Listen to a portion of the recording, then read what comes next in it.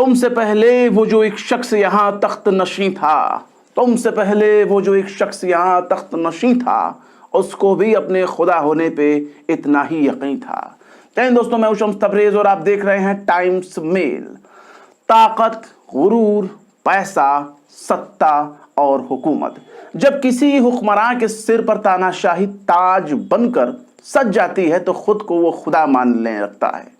लेकिन जब खुदाबंदी जोश मारती है तो वक्त के बड़े बड़े खुदाओं को मिट्टी के ढेर में तब्दील कर देती है। आज के दौर में अमेरिका को दुनिया का सुपर पावर माना जाता है। दुनिया के तमाम इलाकों में उसी की बादशाहत चलती है। दुनिया का चाहे कोई भी देश हो, कोई भी इलाका हो, लेकिन जब तक अमेरिका खुश नहीं होता तब तक कोई भी देश होने के बावजूद भी उसका कोई मतलब नहीं रहता। यानी पूरी दुनिया पर अमेरिका की दादागिरी चलती है। लेकिन अमेरिका को हमारे ही पड़ोसी देश ने अब खुले तौर पर चुनौती दे दी है, धमकी दे दी है और ऐसा ललकारा है कि पूरी दुनिया में अमेरिका का बहुत ही भद्दा मजाक बन रहा है। चीन ने इस बार अमेरिका से कह दिया है कि भैया हमारे मामले में टांग ना अड़ाओ, वरना हम आग हैं और आग से खेलोगे तो जल जाओगे। यानी जिस अमेरिका का पूरी दुनिया लोहा मानती है, उसी अमेरिका को चीन डांट डपट कर खामोश करा रहा है। ऐसे में सवाल है कि अमेरिका की बादशाहत और उसकी ताकत को ठेंगा दिखाने की हिम्मत चीन में कहां से आई? आखिर चीन ने अमेरिका को क्यों धमका दिया और अमेरिका ने चीन के किस मामले में टांग अड़ाई है जिससे चीन बेहद गुस्से में लाल पीला हो रहा है और अमेरिका को निपटा देने की खुली चुनौती दे रहा है? मतलब दुनिया का सबसे बड़ा ताकतवर मुल्क होने का तमगा जिस अमेरिका के पास है, उसके सामने चीन की क्या औकात। लेकिन अमेरिका अपनी एक आदत से बहुत ज्यादा बदनाम है। कौन देश क्या करेगा, किस देश को कब सोना है, कब उठना है, कब सुसुपोटी करना है, कब कहां से सामान खरीदना है, कितना सामान खरीदना है और किससे क्या खरीदना है, ये सब कुछ तय करने का हक अगर किसी के पास है तो अमेरिका का है। अमेरिका पूरी दुनिया को अपनी शर्तों पर नचाता है, मानो वो सबका मालिक हो और पूरी दुनिया उसके गुलाम हो।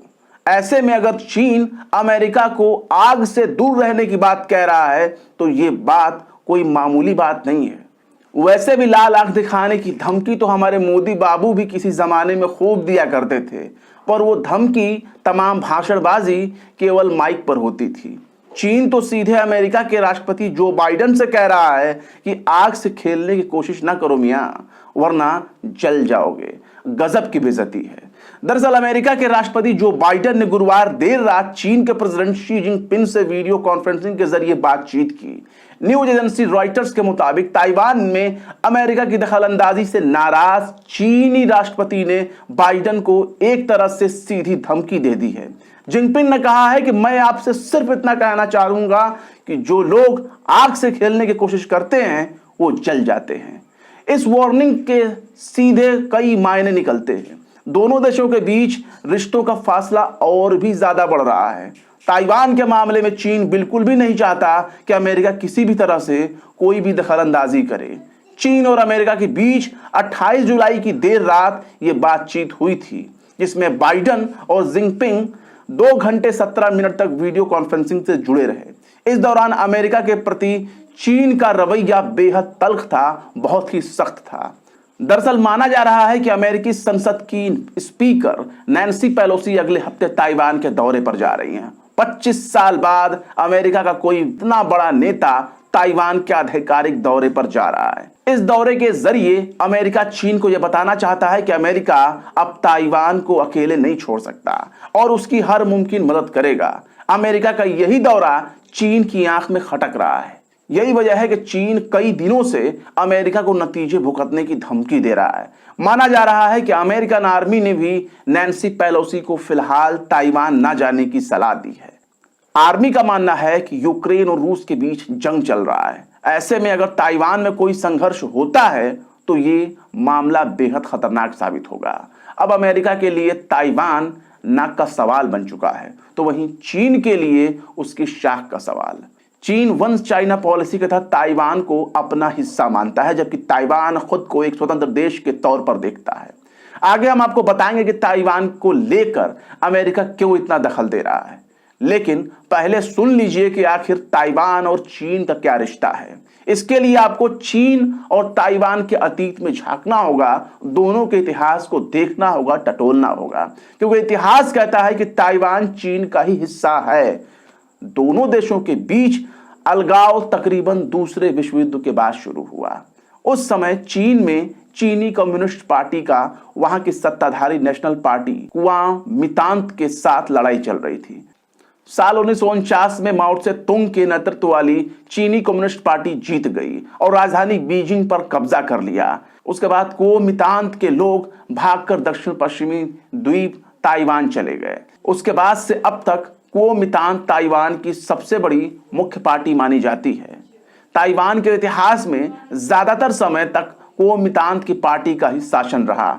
चीन आज भी मानता है कि ताइवान उसी का एक राज्य है जो एक दिन वापस चीन का हिस्सा बन जाएगा। हालांकि ये बात सच है कि ताइवान कभी चीन का एक राज्य हुआ करता था, लेकिन ताइवान खुद को एक आजाद मुल्क मानता है। उसका अपना संविधान है, वहां लोगों की चुनी हुई अपनी सरकार है।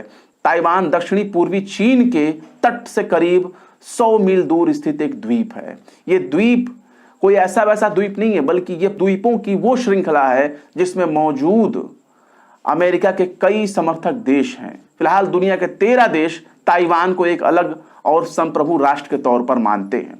चीन का दूसरे देशों पर ताइवान को मान्यता न देने के लिए काफी कूटनीतिक दबाव रहता है।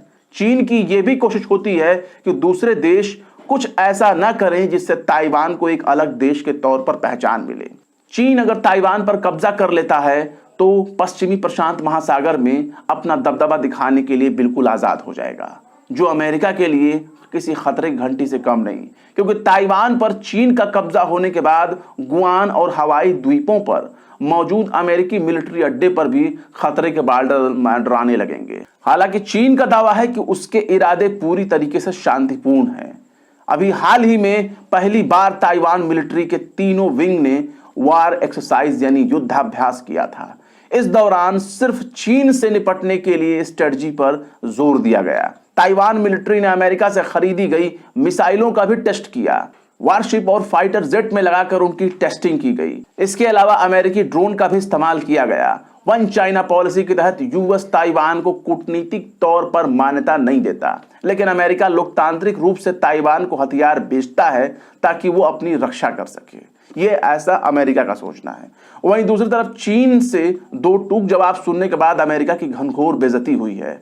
अब मरता क्या ना करता है। अमेरिका ने भी साफ तौर पर कह दिया है कि वो भी किसी सूरत में अपने कदम पीछे नहीं हटाएगा, वरना वाकई अगर ऐसा बात हो जाएगा कि चीन धमकी दे और अमेरिका अपने कदम को पीछे कर ले तो फिर वो किस काम का सुपर पावर, और अमेरिका की सुपर पावर ही गई कहां, और अमेरिका की ताकत को मानेगा कौन। इसलिए अमेरिका अपनी शाख बचाने पर तुला हुआ है। फिलहाल बाइडेन और जिनपिंग फेस टू फेस मिलने के लिए भी सहमत हुए हैं, लेकिन वो कब मिलेंगे इसका भी कोई डेट फिक्स नहीं हुआ है। जगह कौन सी होगी इसके बारे में भी अभी कोई जानकारी नहीं दी गई है। अमेरिका की छवि एक ऐसे देश के तौर पर बन चुकी है कि अगर एक परिवार में दो भाइयों के बीच झगड़ा हो जाए और उसमें अमेरिका आ जाए तो दोनों देशों के बीच में अमेरिका कूद जाना अपना अधिकार समझता है और एक भाई को दूसरे भाई से लड़ने के लिए उससे सैन्य मदद देने लगता है, हथियार देने लगता है, ताकि एक भाई के कंधे पर हथियार रखकर वो दूसरे भाई को कंट्रोल कर सके। अमेरिका को कई देशों की सरकार गिराने और बनाने के लिए भी जाना जाता है। अभी हाल ही में पड़ोसी देश पाकिस्तान में इमरान खान की सरकार चली गई और पैदल हो जाने के लिए उन्होंने इसका सारा ठीकरा अमेरिका के सिर पर फोड़ दिया था। भारत के मामले में भी अमेरिका अक्सर कोई न कोई दखल देने की कोशिश करता ही है, कभी ईरान के नाम पर, कभी रूस के नाम पर, जबकि भारत एक गुट निरपेक्ष देश है। न तो वो अमेरिकी गुट का हिस्सा है और न ही रूसी गुट का समर्थन करता है। अभी हाल ही में मुंबई स्थित अमेरिकन कॉन्सुलेट ने मुंबई पोर्ट अथॉरिटी को पत्र लिखकर कहा था कि भारत को रूसी जहाज को पोर्ट पर नहीं लगने देना चाहिए, क्योंकि अमेरिका ने रूस पर प्रतिबंध लगा रखा है। यानी अमेरिका सीधे तौर पर भारत के किसी सरकारी विभाग को समझा रहा है कि उसे क्या करना चाहिए और क्या नहीं करना चाहिए। ऐसा नहीं है कि सिर्फ अमेरिका से लोहा लेने की ताकत चीन ही रखता हो। बल्कि आज के दौर में अगर देखा जाए तो नॉर्थ कोरिया अमेरिका की दादागिरी को बिल्कुल भी बर्दाश्त नहीं करता।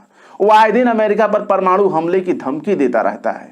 अमेरिका को अफगान सरजमीन पर तालिबान ने लंबे समय तक चुनौती दी।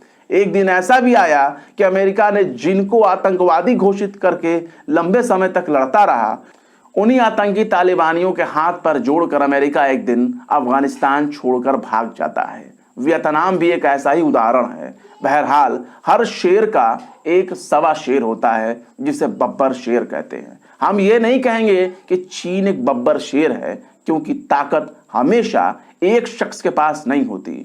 दुनिया का इतिहास बताता है कि वक्त बदलने के साथ साथ चेहरे भी बदलने लगते हैं। लेकिन अमेरिका ताइवान के मामले में दखल देकर जरूर एक बड़ा खतरा मोल रहा है, जो पूरे एशिया महाद्वीप के अमन चैन को खराब कर सकता है। और फिर चलते चलते आखिर में राहत इंदौरी ने भी क्या खूब फरमाया है, जो आज साहिबे मसनद हैं कल नहीं होंगे। जो आज साहिबे मसनद हैं कल नहीं होंगे, किराएदार हैं, जाती मकान थोड़ी है। फिलहाल इस वीडियो में बस इतना ही। ये वीडियो आपको कैसा लगा कमेंट बॉक्स में जरूर बताएं। वीडियो पसंद आए तो लाइक करें, शेयर करें। हमारी वीडियो लिंक को फेसबुक, ट्विटर, व्हाट्सएप पर अपने रिश्तेदारों, यार दोस्तों के साथ शेयर करें। और बेबाक, निष्पक्ष, स्वतंत्र पत्रकारिता को सपोर्ट करने के लिए हमारे चैनल टाइम्स मेल को जरूर से जरूर सब्सक्राइब करें। और हाँ, बेल आइकन का घंटी वाला बटन जरूर दबा दें ताकि हमारे चैनल पर आने वाले नए वीडियो का नोटिफिकेशन आपको फौरन ही मिल जाए। फिर मिलते हैं किसी और वीडियो में एक नई खबर के साथ। शम्स तबरेज को दीजिए इजाजत। जय हिंद।